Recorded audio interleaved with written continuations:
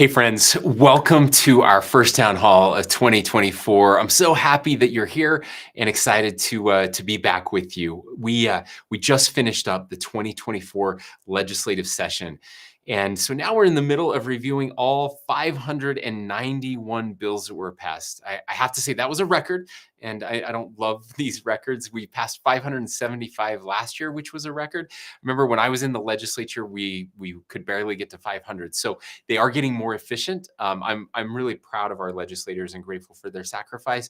It is a lot of work. I still only have 20 days to sign or veto all of those bills, and we review all of them. We sit down with my team. We actually break them into categories, and so today we were looking at public safety bills. Yesterday we looked at education bills and criminal justice bills.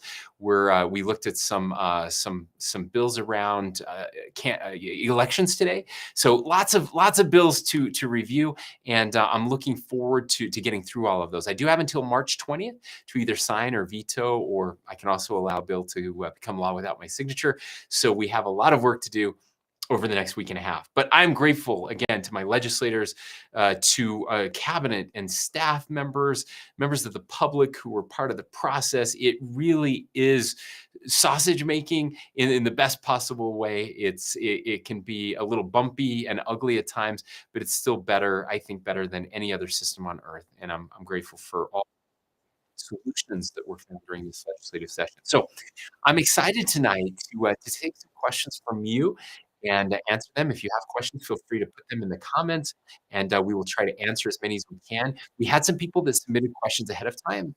I want to thank them, and we'll go ahead and start with those as questions start to roll in. So this one came from an anonymous source. Can you provide us with an update on the Great Salt Lake? Yes, absolutely. We can provide you with an update on the Great Salt Lake. So, thanks to last year's record snowfall and this year's strong winter, exciting to note that we have already, as of yesterday or today, I think we hit when you average kind of the statewide snowpack, we've hit the average peak for the year, and we don't usually hit our peak until into April, I think. So we still have room to go. We've got a storm happening right now, so we're going to exceed. We're well above average. I think we're about 118%, 120% above average, somewhere there. That's great news. We've had amazing conservation efforts by Utahns across the state. The Great Salt Lake has risen almost 2 feet since October, which is usually doesn't happen, and we haven't even started our spring runoff. We were up 5 feet last year, if you remember, so that was great timing. The lake elevation peaked on June 19th of last year from runoff before starting to decline, which is what it does every year. Many there are different variables that impact a spring runoff, including how fast the snowpack melts, the watershed, soil, and storage conditions, which are all really high right now, additional snow or rain that we get, and of course, our reservoir capacity. So we're really optimistic. Right now, our reservoirs are at 83% of capacity, which is a huge improvement over last year when they were only about 50% of capacity. So that means that more of the runoff this year will actually get to the Great Salt Lake after those reservoirs get to 100%. We turn water out and get to the Great Salt Lake, and that's good for us. We also released for the first time our strategic plan from the newly created office of the Great Salt Lake Commissioner, which is Brian Steed. He's identified all these keys to protecting the lake. One of those is taking advantage of wet years like this one and ensuring that we can get as much water to the lake as possible when we have abundant precipitation. So that really requires us to get water to the lake during the winter when other use is limited, and ensuring that we are all conserving water as we move into the summer months, not just during times of drought, but also in times of plenty. So we're asking you to help us out. We're doing this. We did open the gates at Utah Lake on February 7th. And since then, a little over 1,000 acre feet, or just under 500 cubic feet per second, has been released every day. So we're already filling up the lake right now because Utah Lake was pretty much full. That's enough water to cover about 1,000 football fields each day. And not only does this strategic water release prevent flooding, but it sends billions of gallons to the lake. So that's good. Reservoirs on the Weber River system, including Gosh, Echo and Pineview, Willard Bay is another one, are also releasing water to the lake right now. And we continue to encourage all of us to conserve across all sectors. As one of the driest states in the country, this will always help us if we're vigilant, and will just compound and help us for next year as well. So these two great water years are really going to raise the lake level and get us to that healthy range so that we can sustain it. Again, since we can't control the weather, we always need to plan for a drier future and continue to take action. So again, thank you for that. Okay, let's see if we have another question. From Taylor says, I want to know why there's so much trash on the side of highways here in Utah, especially in Salt Lake County. Thank you, Taylor. Obviously, litter is not only ugly; it's a safety issue. We have a lot of unsecured loads and debris that cause an average of 1,800 crashes each year over the past several years. That's according to the Highway Patrol. We talk about this often. That's a huge increase, between 15 and 20% increase in these related calls from debris falling out of vehicles. UDOT spends about $2.5 million each year cleaning up ladders. Ladders is a big one, a big safety issue. Ladders fall off of trucks all the time. Mattresses, appliances, and other garbage from our highways. So the number one thing we can all do, especially as we kind of move into spring cleaning and you're headed to the dump to take your trash, please secure your load. Make sure everything is tied down so you don't cause an accident, and obviously don't litter our freeways. So some news I'm really excited to share with you, and you're actually the first to hear about this. We will soon be launching a new highway litter pickup program. So Utahns have been great in terms of giving and volunteering. In fact, we lead the nation in giving and in service and volunteerism every year. This program will make it so people can go online and select a section of road and go and clean it up. So many of you will remember back to the kind of the Adopt a Highway thing that we did for many years. This is a new Keeping Utah Beautiful program that will replace the Adopt a Highway program. Now, what I love most about this is how easy it will be to register to do a one-time cleanup. It's not necessary to sign up for a 2-year commitment like Adopt a Highway. We'll be announcing this to the public on Earth Day, and really can't wait to give Utahns the opportunity to show up and help keep Utah clean and beautiful. This will give you an opportunity with youth groups or book clubs or whatever it is, your Rotary Club, any type of group can just go online and pick a section and go do a one-time cleanup. I also want to give a shout out to the Clyde companies. They actually bought a sweeper truck that will be sweeping I-15 from Spanish Fork to North Salt Lake. You've seen we have these sweeper trucks, but they bought one just themselves to donate and give back. This commitment is really the best of Utah. So these are the trucks that go along and clean up along the roadways and just sweep the garbage that accumulates there. So proud of that. Please help us in keeping Utah clean. Don't litter, don't throw trash out, and help us clean up. Thank you. Okay, next question from Don. Why do you support keeping elected officials' calendars private when they're being paid with taxpayer dollars? So, Don, thank you for this question. There was a bill that went through the legislature this year that clarifies that the calendars of public officials are not subject to GRAMA, which is the Government Records in Retention Act. It allows people to request public documents, and this we know that transparency is really important, and it is a key element of public trust. And we think that sharing what we do in our official capacities absolutely helps to build public trust. That's why Lieutenant Governor Henderson and we have always shared our calendars, and we'll continue to do so. That is not going to change. You will see my public calendar every week. What SB 240 does is again clarify what we all believed was a long-standing interpretation of the statute and was the legislative intent that those calendars were not public documents. Now, So this is not a policy change. It just clarifies that existing provision.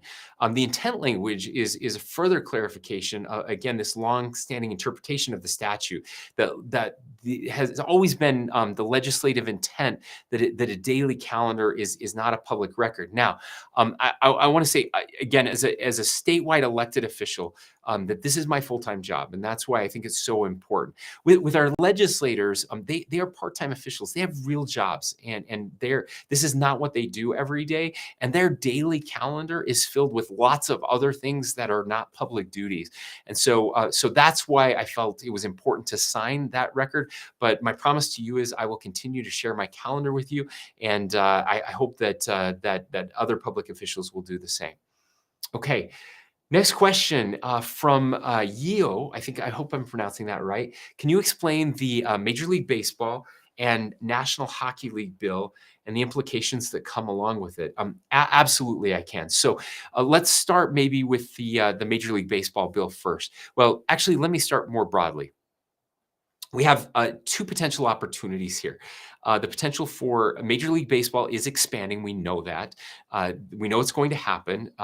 We know it's probably not going to happen for a couple years, but we do know that the top two cities that they're looking at right now, according to reports on ESPN and other places, are Nashville and Salt Lake City. That's a great opportunity for us. Again, not once in a not just a generation, but in 100 years opportunity for us to do something there. The second one is National Hockey League. We know that they are expanding. We also know that there's a team potentially for sale coming out of Arizona, and that there's an opportunity. Salt Lake City is very high on the list for expansion there. Utah is very high on the list for expansion there. So as we sat down to look at these two opportunities, there's going to need to be new infrastructure. But as I've said before, I'm not just crazy about giving taxpayer money to billionaires just to build a stadium. There has to be something more than that.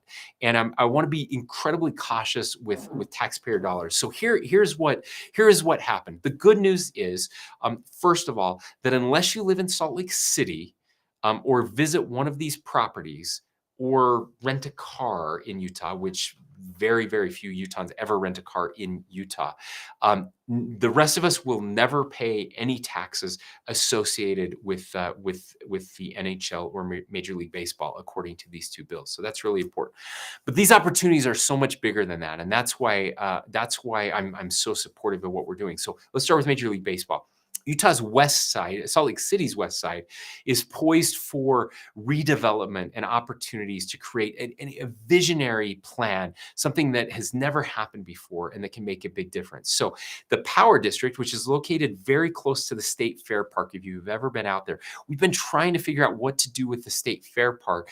And then there's this Power District property that the Larry H. Miller Company and the Miller family have invested in. And this is where the potential the ballpark could be built, assuming we get the team.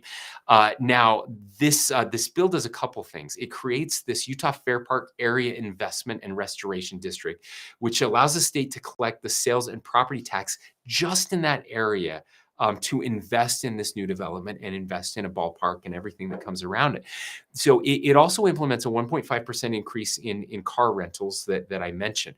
The state would actually own the arena as the bond would pay for half of that. But again, the ability to pay that back comes from taxes just there.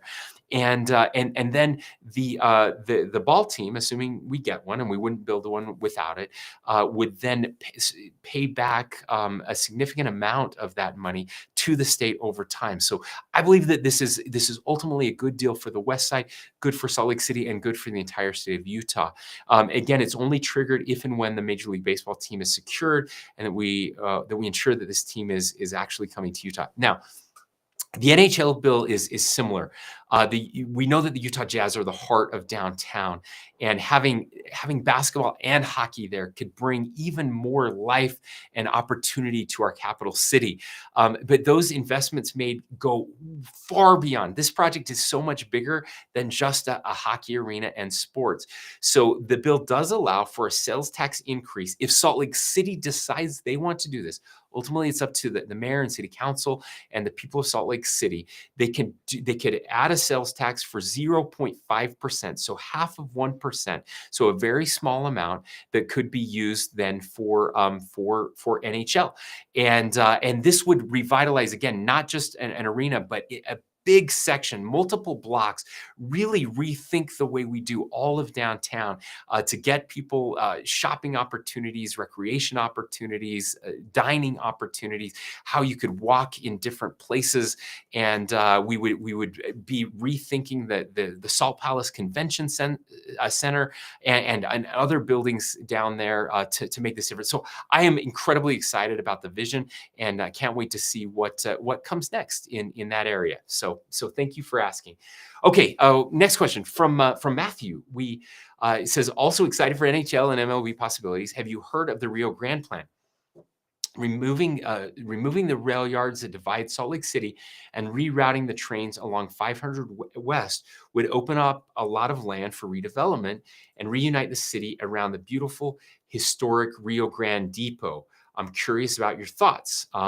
Really, really interesting question, Matthew. It looks like we have another one that's kind of related to that from Joseph, who says, with the Olympics coming back, what are plans to expand passenger rail around the state? I love to see the Rio Grand Plan as well. Okay, and a train to Park City. I've heard of this plan. So thank you. That's great.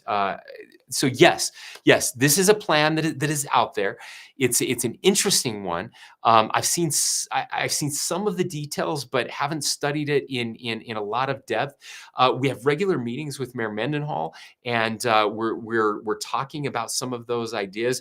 How would we pay for those types of ideas? I will tell you, I'm a huge fan of passenger rail.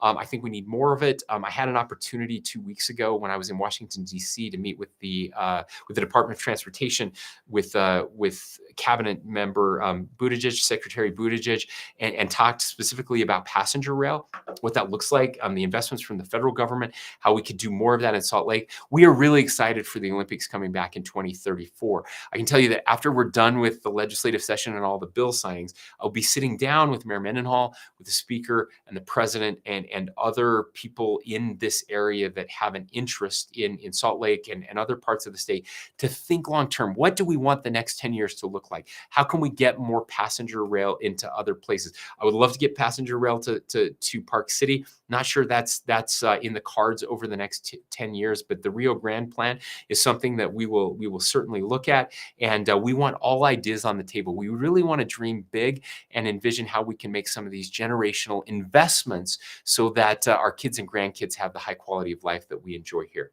Okay, next question. From Tuyo, I think is the name. What are you doing about illegal aliens, illegal immigrants in Utah? So thank you for the question. I'm very concerned about the influx of migrants from the border and those that are coming here from other states. We continue to see migrants coming to our state, and other states are grappling with the same issue. So 2 weeks ago, again, I spoke directly with President Biden about my concerns. I had a call with Homeland Security Secretary Mayorkas just last week. We need the president to do more to secure the border. I made that very clear. And we need Congress to fix immigration. I think most of you know I had an opportunity last month to travel to the border. I was down there with the governor of Texas Governor Abbott, and many of my Republican colleagues of other governors. We were there together, and I was able to see exactly what Texas is doing. Was able to talk about their legal strategy down there. Was able to see how impactful and effective some of what they're doing has actually been. As they had places where there were 3,000 to 5,000 undocumented immigrants coming across the border, and they were able to stop that to 3 or 5 a week, which was a huge change. So we know that this can be done.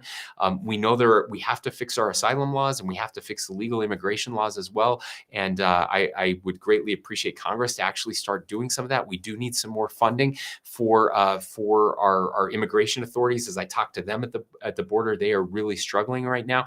But I'm desperate for the president to do more, and have made made that very clear.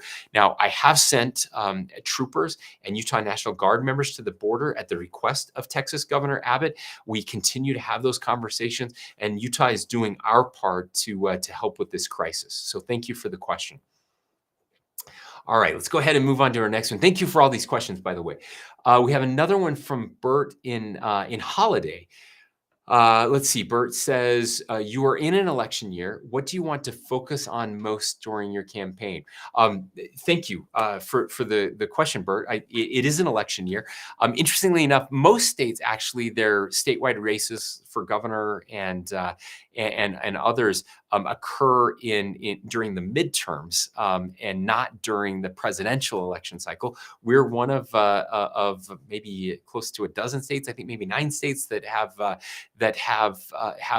their governor's election, gubernatorial elections, the same time as the presidential election. So it's an interesting year.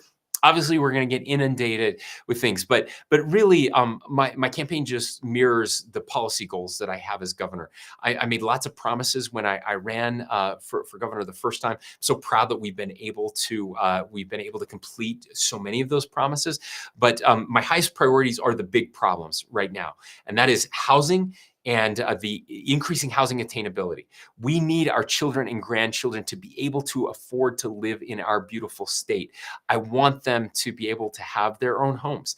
And so I'm so proud of what we did this legislative session. Stay tuned. The biggest program in the country that will make it possible for developers and working with our cities and towns in the state to start building starter homes again. Homes under $350,000. We need to build 35,000 of them over the next 5 years, and that is I am laser focused on this issue, and we're going to do this. Also working on education and taking care of our teachers has been so important. We gave teachers the largest raises in our state's history last year, which was a promise, something I'm proud of. We also were able to pass a school choice. Is another thing that I worked hard on. So we have both of those together. I want to make sure that we continue to lower taxes. We as governor, I've lowered taxes more than any governor in the history of our state. In fact, more than all the governors combined, which we're really proud of. Now, with the current tax decrease that I will be signing into law, about $1.3 billion in tax decreases, which is huge. I think the most any governor had done in history during their term was about $240 million. So more than 5 times what the most of any administration in history. Really proud of that. The work we've been doing around social media and protecting our young people comes to mind as well. And then service and giving back. Mostly, I just want to make sure that the very best of Utah stays here, that we preserve the values and the principles that we care so much about, even as we're growing and changing, that we don't give up on what has made Utah so unique and so special. So, Bert, thank you for that question. Okay. Another question from Annie. It is a related question, and I think I probably already answered it. If you are elected to a second term, what are your quantifiable goals for the state? So just those that I mentioned, Annie. You'll hear more as we roll out the campaign and head into that. But my number one priority is around housing affordability. I'll tell you that there is a second one, and that is around homelessness. I'm so grateful for the legislature and the incredible work that they did to help us. We unveiled the first comprehensive homelessness plan in our state's history, working with again all of our cities across the state. We understand where the gaps are now and how we need to fill those gaps. We need to hold people accountable.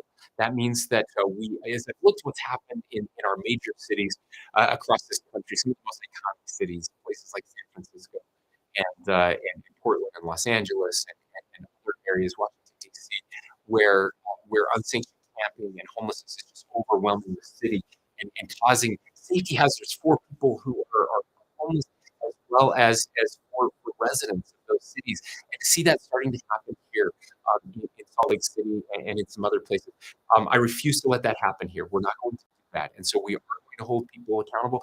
We are going to end unsanctioned camping, but we're also going to do it in a compassionate way and make sure that we are providing resources for people to overcome addiction. to get them the care that they need, especially for mental health issues that they may be facing. For the first time, we're working with cities, philanthropists, law enforcement, the courts, civil commitment treatment options, and the state all working together under this plan. And so you're going to see some major changes over the course of the next year, which I'm really excited about. And again, stay tuned there. So thank you. Okay, next question comes from, let's see, we got one here from Ronnie. Back to the water issue. Is the state planning on adding additional reservoirs to our watershed? Yes. So, yes, water infrastructure is a huge part of our strategy. We've been looking very strategically about where additional water reservoirs can be placed. We have a list of those of literally dozens of sites all across the state. We looked at kind of prioritizing those. I visited one of those places in southern Utah, in Washington County, just a couple months ago, to look at where that reservoir is being built and what that's going to look like. So the answer is yes. Again, stay tuned as resources become available and continue to grow. We have to store water. We just do. Our ancestors understood that when they came here. We had a water surplus for a long time because they built more reservoirs than we had need, knowing that the state was going to grow. We have to be thinking that way as well. I will just say we also passed several pieces of legislation that will help us prioritize water, not just for 2 or 4 years. Too many politicians just look towards the next election. We're actually looking at 30 years, 40 years, and 50 years. I'm proud again of our legislative partners that are helping us with that. We have a new water for the state, a new position that was created, and that will be helping to negotiate with other states. Again, looking at regional long-term forecasts for growth here and how we store and get access to it. So great things are happening in that space. Okay, let's see.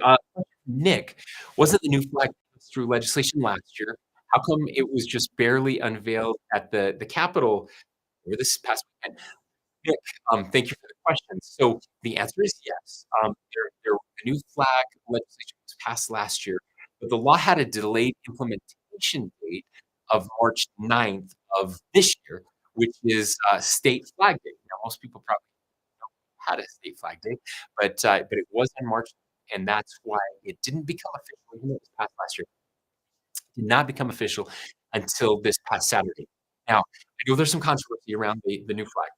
And I understand that. I wanna be very clear because there is some misinformation out there. I want people to understand that the old flag did not go away, and there are some people out there that really love the old flag, and I'm grateful for that. One thing's important, the old flag is really a seal, and that is the official seal of the state of Utah. Every state has their official seal, and ours is not going anywhere. There's never been any discussion whatsoever about removing the official seal of the state. I don't expect that it will ever be removed. Like, it's historic. It will always be still a great state. And so too will the historic flag.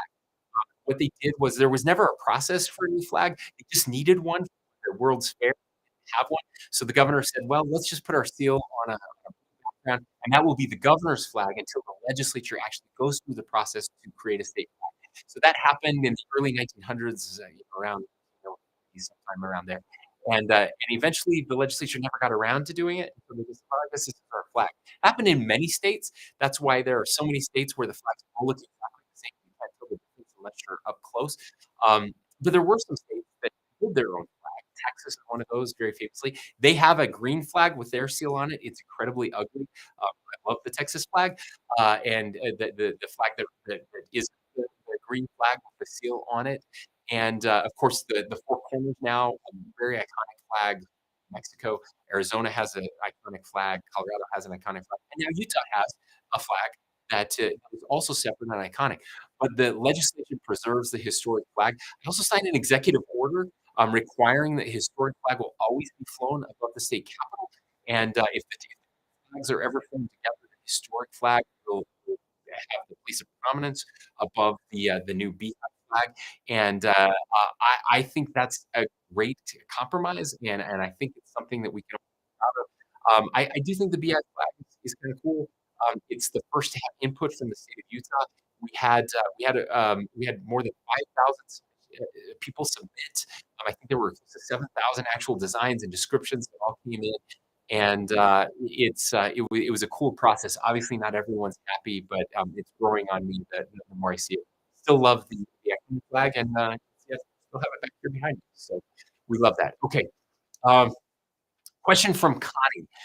Uh, oh, this is one I get often, Connie. Thank you. Is Utah a sanctuary state? For those of you that don't know, a sanctuary state is a state where illegal immigration is basically illegal, or they don't enforce any of the laws around illegal immigration. Connie, let me state this as clearly as possible. Utah is not a sanctuary state. It has never been a sanctuary state. Will never be a sanctuary state. And anyone who tells you otherwise, Connie, is lying to you. They're lying to you because they want to use fear and divisiveness to try to gain power. Utah is not a sanctuary state. Every um, every uh, every law enforcement official in Utah will tell you that that is every every one of our again our amazing people who work in this space in law enforcement will tell you this. Our county sheriffs will tell you that Utah is not a sanctuary state. We work very closely with the federal government and ICE. Anytime that there is a violation, anytime that there is a crime committed, and someone is undocumented, is not here legally, we return them to ICE, and then they are supposed to be returned to their country of origin, and that is the process that we work through all the time. Utah law is no different than any other state, no different than Texas or Oklahoma or anywhere else. So Utah is not a sanctuary state, and you can ignore the people that are lying to you and trying to tell you. Okay. Next up from Jerry. What are your plans for resources in Utah, like oil, gas, and coal? So, Jerry, we have in Utah, we have what we call an all of the above energy policy. We've been very successful with this. We want to make sure that our energy is reliable and affordable. That's why we are working to encourage, again, all types of energy in the state. We have incredible work happening right now in geothermal. We have working on nuclear and other clean energy sources. We have an abundance of solar and wind power that is helping us here in the state of Utah. But we still need coal, and we still need oil, and we still need gas, and we're very fortunate in the state of Utah to have access to those natural resources, and we're doing everything we can to support those industries as well. In fact, I think you will like, if you pay close attention, you'll like what has happened in this past legislative session as we make sure that again, our energy is reliable. Too many states have gotten too far away from this, like California, when they started to have rolling brownouts. As energy consumption increases, we have to make sure that we have the dispatchable power to fulfill those needs, the needs of the people here in the state of Utah, and we're doing that. So I grew up in coal country. So many of my friends' dads worked in the coal mines. So many of my friends worked in the coal mines. Family members that worked in the coal mines, and others that have worked out in the oil fields and gas fields of eastern Utah. We're grateful for what's happening out there. We're doing everything we can, working with our refineries to increase capacity here in Utah so that we can keep up with those demands and energy we can keep energy cheap and reliable here. That's so important, and it's important for our national security as well. As a nation, when we can become self-sufficient, we're just better off as a country. And these are some of the conversations I had with President Biden and others in the federal government as well. So we're lucky to live in a great state where we have the ability to do all of those things. Now, um, that is all of the time that we have for tonight. Thank you for those amazing questions. I'm so excited for the opportunity that we had to be together tonight. I look forward to doing these again in the future. We still have a lot to do. As I mentioned, I've got to get through all 591 of those bills. It looks like we'll be signing most of those. We have a few vetoes, though, so stay tuned. But really proud of the work that's happening and proud of the people of Utah. This was a legislative session where so many great things were accomplished. We didn't get everything right. I like to, I don't love every bill that I sign. I don't get to fight every one of those bills, but we work closely together. Part of government is not always getting your way. It's give and take and try to find the best policy solutions. I think we've been able to do that. We've been able to do that because we have the best people. I'm proud of the people of Utah. I'm proud of the way we take care of each other. I'm proud of the way that we give back and that we look to lift others and make our state a better place. So thank you for making Utah such a great place, and I look forward to seeing you again soon.